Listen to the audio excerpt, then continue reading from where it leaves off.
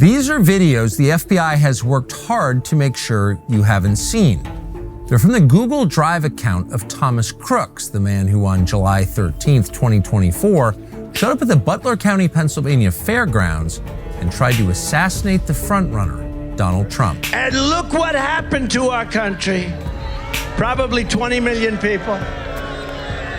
And you know, that's a little bit old, that chart. That chart's a couple of months old. And if you want to really see something that's said, take a look at what happened.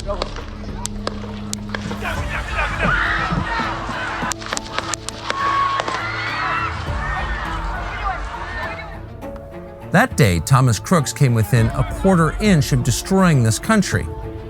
And yet, a year and a half later, we still know almost nothing about him or why he did it. That's because, for some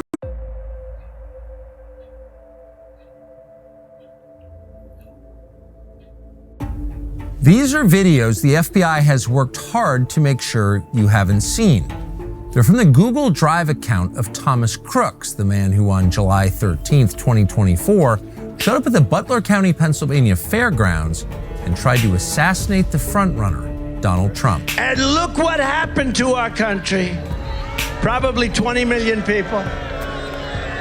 And you know, that's a little bit old, that chart. That chart's a couple of months old. And if you want to really see something that's said, take a look at what happened.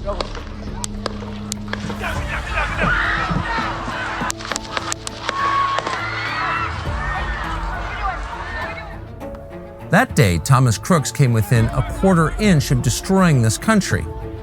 And yet, a year and a half later, we still know almost nothing about him or why he did it. That's because, for some reason, the FBI, even the current FBI, doesn't want us to know. What's up?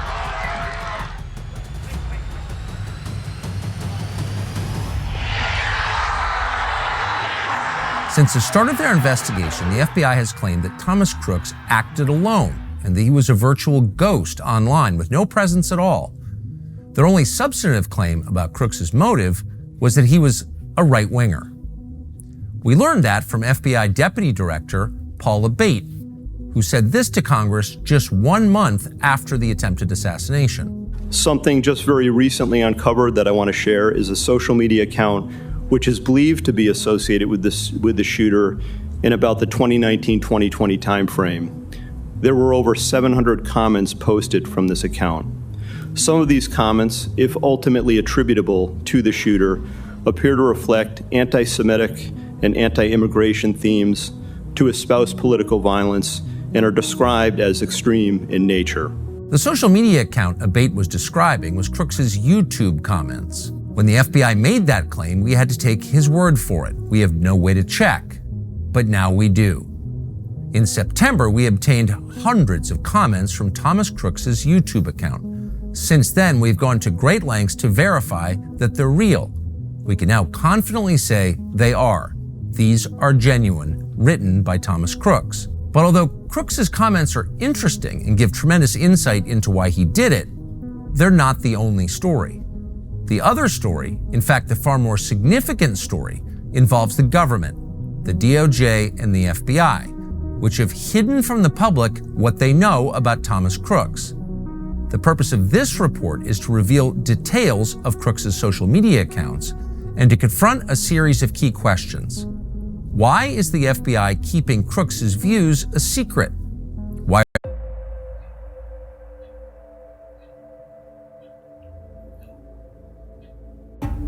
These are videos the FBI has worked hard to make sure you haven't seen. They're from the Google Drive account of Thomas Crooks, the man who on July 13th, 2024,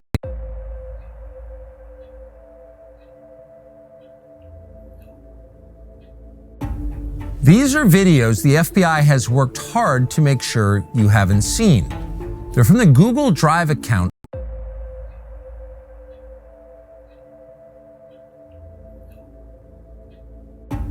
These are videos the FBI has worked hard to make sure you haven't seen.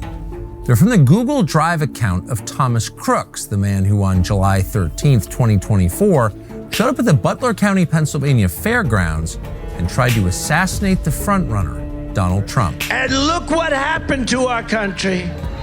probably 20 million people.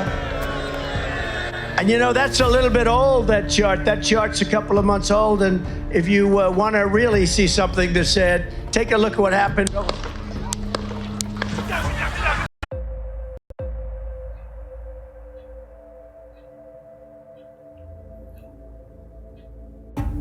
These are videos the FBI has worked hard to make sure you haven't seen. They're from the Google Drive account of Thomas Crooks, the 3. It turns out that Thomas Crooks was hardly an online ghost. He was active, and yet federal investigators lied and told us there was no trace of him online. Some of Crooks's accounts, like his Snapchat, appear to have been fully deactivated and completely taken out of use. Some of them may have been unused or cleared by federal officials during the investigation. We don't know because the FBI wouldn't tell us. However, our source was able to retrieve all data from Thomas Crooks's deactivated YouTube account, Tom Crooks 2178, visible to other users as Tom Crooks. This account includes his search history, his watch history, and 737 public comments. Another critical account, his Google Drive, is linked to an archive of Crooks's YouTube account. That's where our source obtained the videos of Crooks dry firing a handgun in his bedroom, with paper targets on the wall behind him. But aside from the video evidence, the email addresses, and the phone number tying Crooks to the account, or the fact that most of these accounts use his actual name, there are other key details that support the authenticity of what we found. For example, this video's metadata shows it was filmed at Thomas Crooks's parents' home. And some of Crooks's YouTube comments are still available on Internet Archive sites. Crooks's YouTube channel was suspended on July 14, 2024. That's the day after the shooting. Its offense, quote, violating YouTube's policy on violent criminal organizations. And though Crooks's comments are no longer available on YouTube, in many cases the commenters who responded to Crooks are still there, and they match what we see on the Internet Archive sites. When you click on their tags of Crooks's accounts, YouTube takes you to a page that says, this channel was removed because it violated our community guidelines. In other words, there is ample evidence to support the authenticity of these posts. Our source figured it out. So did we. But when we reached out directly to the FBI to ask why the Bureau hadn't shared any details from the account with the public, the FBI responded by questioning whether we could verify the authenticity of the account. We were confused by this, considering the authenticity is self-evident. And of course, the FBI would have known that since the day of the shooting. What exactly is the FBI hiding? Here's what we do know. The digital comments we obtained were posted between 2019 and 2020, when Thomas Crooks was between 15 and 17 years old. They show two things. First, that Thomas Crooks was not some secretive lone wolf who never warned anyone that he was planning violence, just the opposite. Years before he showed up in Butler, Crooks was leaving a detailed digital trail of violent threats, including calls for assassinations and political violence. Second, they show a man who started out as a radical Trump supporter, whose views on the president changed completely during COVID. The FBI lied about that fact and pretended that Crooks was a right-winger. At 11:35 p.m. on July 19, 2019, in response to an MSNBC video, Crooks wrote, quote, Ilhan Omar and others are invaders and should honestly be killed and their dead bodies sent back. At 1:17 a.m. on July 20th, 2019, Crooks commented on a CNN video. He said Donald Trump was the literal definition of patriotism. 7 hours later, he commented on an MSNBC video. He wrote, I hope a quick, painful death to all the deplorable immigrants and anti-Trump congresswomen who don't deserve anything this country has given them. That evening, on a separate MSNBC video, he wrote, quote, every one of the Trump-hating Democrats deserve to have their heads chopped off and put on stakes for the world to see what happens when you fuck with America. These sorts of comments continued for months and became increasingly violent. The following day, Crooks responded to a CBS Evening News video about the squad saying this, quote, this is going to be blatantly racist, but I hope Trump has these people murdered. Crooks openly called for dictatorship and putting, quote, Hispanics back in their place. He warned that if Democrats win in 2020, quote, they won't be in there for long because unlike the Dems, we have guns and lots of them. In one comment, Crooks noted that, quote, 50 million Americans with AR-15s will make quick work of any blockades the government can put in to protect the White House. He left multiple references to Mao Zedong's famous line, "The only real political power comes from the barrel of a gun." On September 30th, 2019, Crooks responded to comments about a potential civil war, saying this, "Most rioters don't bring assault rifles and body armor like we would, and we wouldn't be going to the streets, we'd be going to Washington."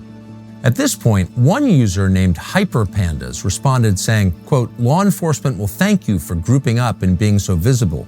It'll make your arrest so much simpler." Crooks responded saying, "Cops can't arrest me if they're all dead," before adding, "Even an untrained man with an AR-15 is dangerous. You think Adam Lanza or any school shooter trained? Nope." If you navigate to that YouTube page today, you can still see identical contextual comments and people referring to Thomas Crooks, including one user who wrote this, "You were on YouTube threatening to shoot government officials. I sure hope the FBI is monitoring social media for violent nutcases." That exchange is still available on Internet Archive websites. But the FBI didn't see that before the shooting? That's hard to believe. On various occasions, Crooks openly said things like, Mueller should be hanged along with the rest of the Democrats involved in that witch hunt, and I always believed being patriotic was lining up a bunch of socialist Jews, like the ones who booed Trump, and blasting their useless brains out with an AR. And yet, in early 2020, Crooks seemed to change radically. On January 23rd of that year, he referred to, quote, Trump's stupidity. He began to mock the concept of the deep state. He suggested it was a code word used by Trump supporters for, quote, anyone who disagrees with the right wing. Suddenly, he sounded like an MSNBC commentator. In February of 2020, he called out Trump supporters as, quote, too brainwashed to realize how dumb you are. I mean, literally, you guys sound like a cult at times. That same day, he called Trump and his supporters, quote, racist. It was an amazing transformation. That April, during the peak phase of the coronavirus lockdowns, Crooks wrote, quote, it seems that you people don't understand that sometimes public safety comes before your personal rights. Are you not willing to quarantine one member of your family to save the rest? If so, you are not a patriot and you aren't protecting anything. Around this time, the new left-wing version of Thomas Crooks became very critical of conservative media. He said at one point, quote, going to a Chinese New Year's party in America isn't putting you at risk for coronavirus, because believe it or not, viruses don't spread through race like Tucker Carlson probably told you. That May, as state officials across the country overhauled election systems to promote mail-in voting, Crooks attacked Republican concerns about voter fraud as, quote, ignorant. 4 months later, in August 2020, his tone had shifted even further to the left. He said, quote, I believe the outcome will be irrelevant. In response to the same video, Thomas Crooks issued what sounds a lot like a digital manifesto. Quote, in my opinion, the only way to fight the government is with terrorism-style attacks. Sneak a bomb into an essential building and set it off before anyone sees you. Track down any important people or politicians, military leaders, etc., and try to assassinate them. Any sort of head-to-head fight is suicide, and even ambush or surprise attacks likely aren't going to end well. These remarks were especially notable because they came at the final phase of Crooks's YouTube commenting. At that point, a new character emerged into the conversation, a user named Willie Tepes, who started pressuring Crooks to commit violence. For example, quote, if a gun and a badge is all that is needed, then authority obviously comes from the barrel of a gun. We have more guns than they do. There is no way we can avoid a war at this point, so you better just get used to the idea. We have nothing to lose and everything to win. And the alternative, a global police state, is unacceptable. Nothing in life is simple, but that is no argument against doing it. So who is this Willie Tepes? Unfortunately, we don't know. The FBI hasn't made any mention of him in public, although they certainly know he exists. Just days after the shooting, somebody screenshotted Tepes' YouTube account page, despite the fact he had very few followers. To the extent that he can be traced online now, you can find his username being used on a foreign Antifa website. Those sites link him to the Nordic Resistance Movement, which has been designated a terrorist group by the US State Department. That's all we know. We do know, however, that Crooks' online footprint abruptly ends after his encounter with this mysterious figure, Willie Tepes. Regardless of whoever Willie Tepes is or was and what his motives may have been, who he may have been working for, there is no doubt that Crooks was ripe for recruitment by someone. From early 2019 to mid-2020, as his political views were evolving, Crooks searched for Trump more than 700 times online.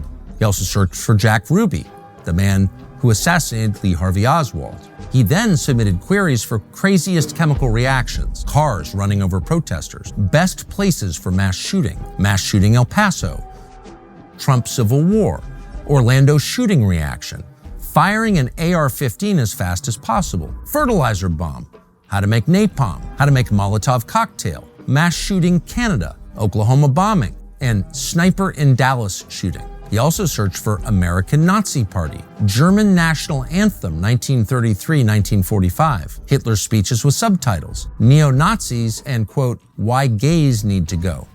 Hate to brag, but we're pretty confident this show is the most vehemently pro-dog podcast you're ever going to see. We can take or leave some people, but dogs are non-negotiable. They are the best. They really are our best friends. And so for that reason, we're thrilled to have a new partner called Dutch Pet. It's the fastest growing pet telehealth service. Dutch.com is on a mission to create what you need, what you actually need, affordable quality veterinary care anytime, no matter where you are. They will get your dog or cat what you need immediately. It's offering an exclusive discount, Dutch is, for our listeners. You get $50 off your vet care per year. Visit Dutch.com/Tucker to learn more. Use the code Tucker for $50 off. That is an unlimited vet visit. $82 a year, $82 a year. We actually use this. Dutch has vets who can handle any pet under any circumstance in a 10-minute call. It's pretty amazing, actually. You never have to leave your house. You don't have to throw the dog in the truck. No wasted time waiting for appointments, no wasted money on clinics or visit fees, unlimited visits and follow-ups for no extra cost, plus free shipping on all products for up to 5 pets. It sounds amazing, like it couldn't be real, but it actually is real. Visit Dutch.com/Tucker to learn more. Use the code Tucker for $50 off your veterinary care per year. Your dogs, your cats, and your wallet will thank you.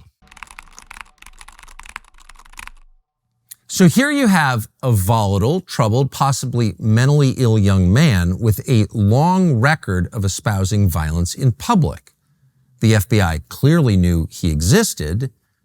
And then you have, at the very end of his years commenting in public, espousing violence, an exchange with a mysterious figure affiliated with a group that we know is being monitored by the U.S. State Department. It turns out that around the same time that Thomas Crooks was making these searches and posting overt threats of violence against public figures on YouTube, the FBI was issuing contracts to private sector tech surveillance firms to harness the power of mass data collection tools that would monitor social media for people just like Thomas Crooks. It's hard to imagine that Thomas Crooks, who was making these posts publicly and in his own name, had not been identified and looked at closely by federal law enforcement. In fact, it's impossible to imagine. What do we know? Well, we know that the FBI had access to these YouTube comments, and rather than giving us valuable information about them, giving us a sense of why Thomas Crooks did what he did, they used a selective read of those comments to lie about what Thomas Crooks was thinking. 2.5 weeks after the attack on July 30th, a source familiar with the investigation told CNN that, quote, federal investigators are looking into a YouTube account possibly connected to Crooks in which the user espoused political violence as well as anti-Semitic and anti-immigration themes. Well, of course, it wasn't possibly connected to Thomas Crooks, as the FBI knew full well it was Thomas Crooks' account. There was never any question about that. And yet the same day, the FBI's then deputy director made the same dishonest claim before Congress. The week previous, then FBI Director Christopher Wray publicly questioned whether Trump was even shot. With respect to former President Trump, there's some question about whether or not it's a bullet or shrapnel that hit his ear. In February 2025, the New York Post reported that, quote, the FBI has obstructed efforts to solve the mystery of why Thomas Matthew Crooks, who left no manifesto, did what he did. And this fact, said the Post, left local law enforcement as well as Crooks's former friends, classmates, and teachers frustrated. The level of lying and obstruction is shocking. Less than a month after the shooting, Congressman Clay Higgins of Louisiana, a former police officer, traveled to Butler to conduct his own investigation into what happened. When he arrived, he discovered a disturbing fact. The FBI released Crooks's body for cremation 10 days after July 13th.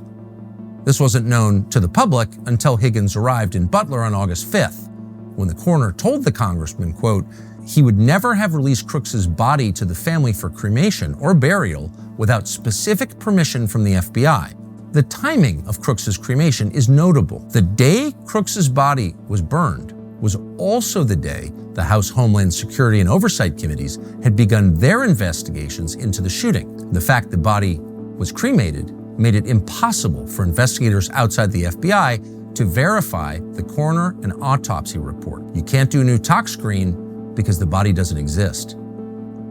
According to Higgins, quote, this action by the FBI can only be described by any reasonable man as an obstruction to any following investigative effort.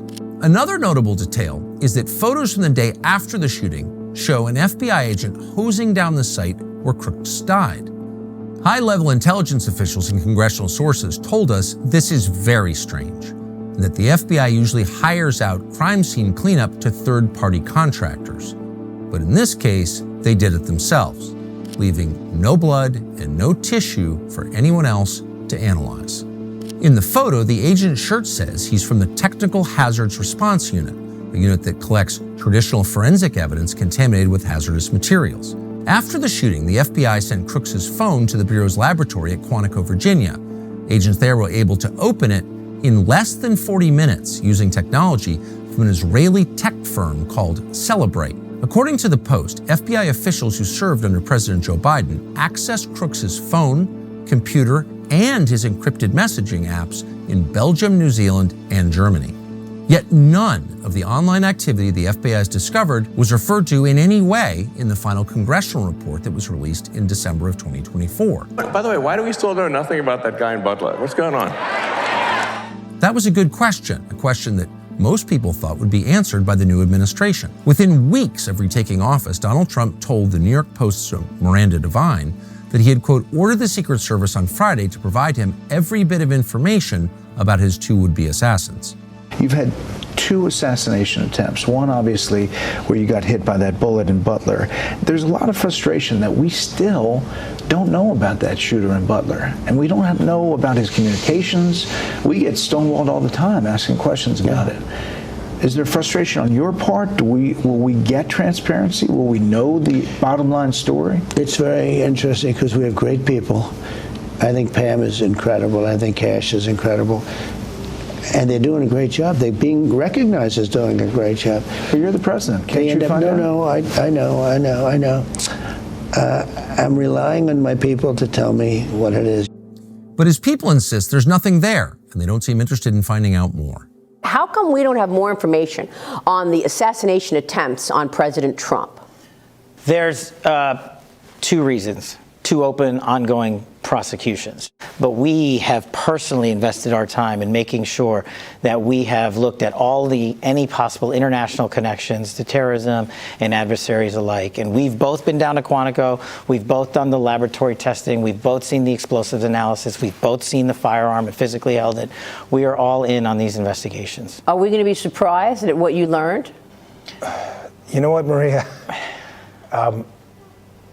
Cash is not kidding. We've been personally briefed extensively on every single detail, nugget, tendril of this case.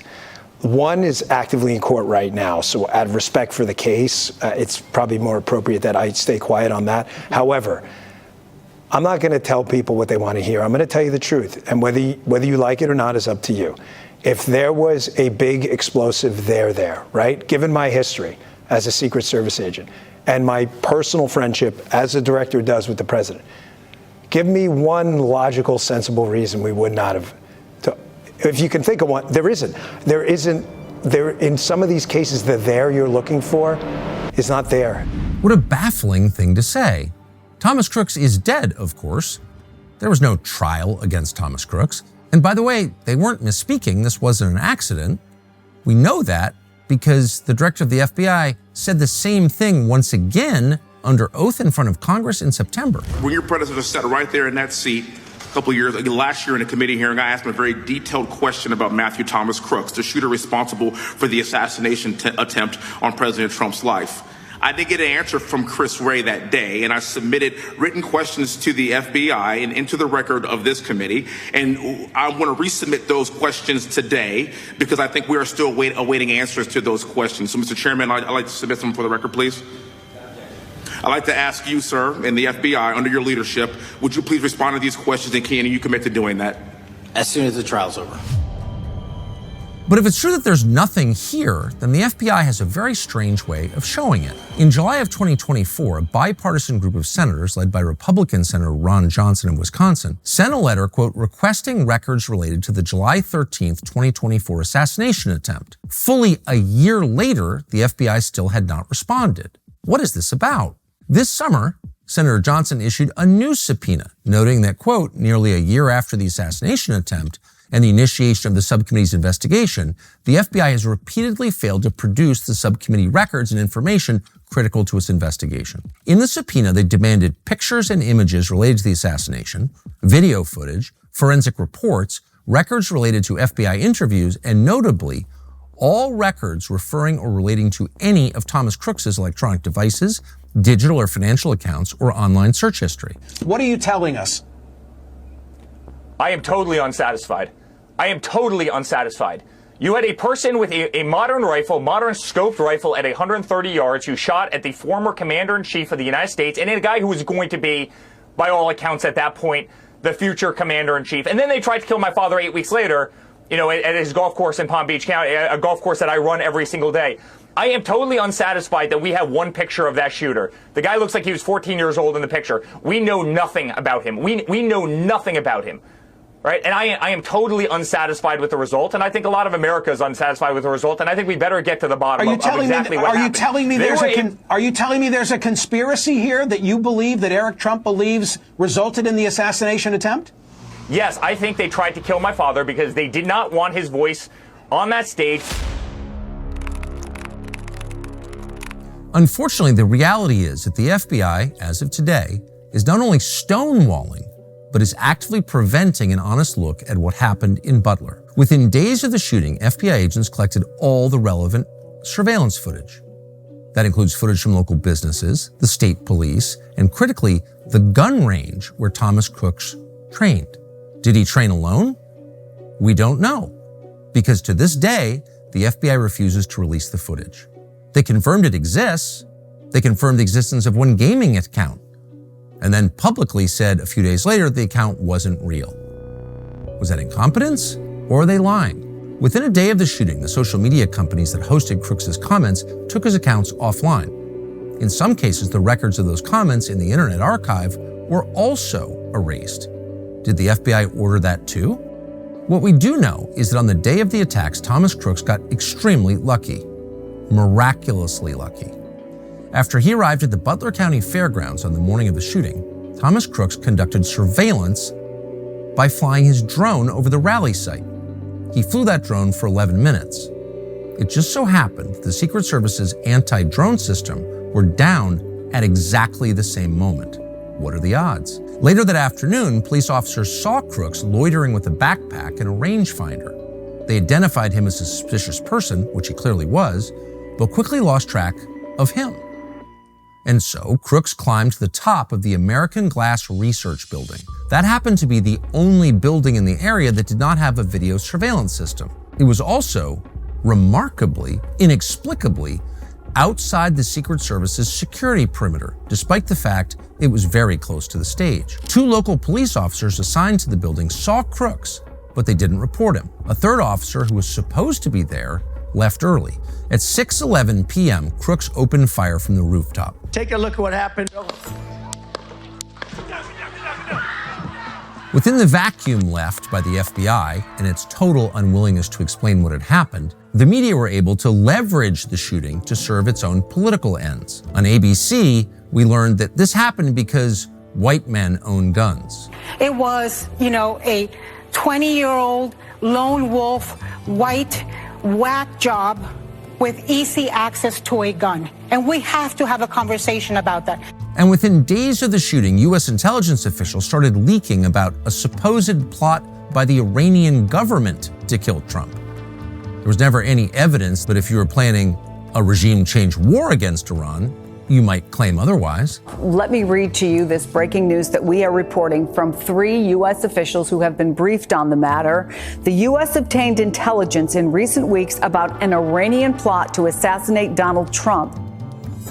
The stonewalling, the lying, the persistent unwillingness to explain anything, all of it makes you wonder, what are they hiding? If the leadership of the FBI and the DOJ had any desire whatsoever to prove to the public that there's in fact nothing there, they could do that. But first they would have to answer these questions. Was Thomas Crooks known to federal law enforcement before the shooting? Was he known to local law enforcement before the shooting? And if not, why not? Who is Willie Tepes, and was he known to federal law enforcement? Is Willie Tepes linked to any violent organizations? Is he linked to any governments? And if so, then around the time of the shooting, did the FBI have assets inside those organizations? If Crooks wasn't known to anyone in authority before the shooting, how was he able to post hundreds of violent extremist comments under his real name between 2019 and 2020 without being detected by law enforcement or intel agencies at a time we know they were monitoring social media? Were those comments, including specific assassination threats against specific public officials, ever reported to YouTube? Other users complained about them. Did YouTube know? Why is the FBI telling us that they'll release this information, quote, after the trial, when there is no trial? Why did an FBI agent from the Technical Hazards Response Unit hose down the crime scene the day after the attack? That seems very strange. What happened on the roof of the American Glass Research Building for the 10 seconds after Crooks' last shot until he was killed by the Secret Service? Does the FBI have surveillance footage of Thomas Crooks' shooting that day? Was the FBI present at the medical examiner's autopsy? Are there still blood samples? Can they be examined by outside authorities? When Congress demanded the autopsy, did the FBI restrict what the examiner could tell the Congress?